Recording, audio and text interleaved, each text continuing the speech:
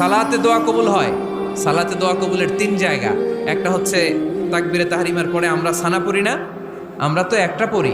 আল্লাহর হাবিব সুন্নাহ এবং নফল নামাজে আরো পড়তেন সানা, ওই দোয়া কবুল হয়। 2 নম্বর জায়গা সালাতে সেজদায় পড়ে দোয়া করলে কবুল হয়। আকরাবু মা ইয়াকুনুল আবদু মির রাব্বিহি ওয়া হুয়া সাজিদ ফাকসিরু ফিহি দুআ।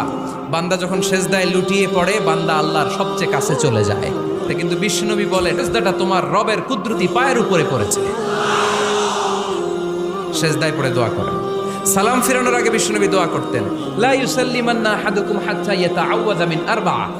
আল্লাহর হাবিব বললেন 4 জিনিস থেকে পানাহ না আছে আমার কোন উম্মত যেন সালাম না ফিরায়। তারা যেন পড়ে আল্লাহুম্মা ইন্নী আউযু বিকা মিন আযাবিল কবর, আউযু বিকা মিন আযাবি জাহান্নাম, আউযু বিকা মিন ফিতনাতিল মাহইয়া ওয়াল মামাত, আউযু বিকা মিন ফিতনাতিল মাসিহিদ দাজ্জাল।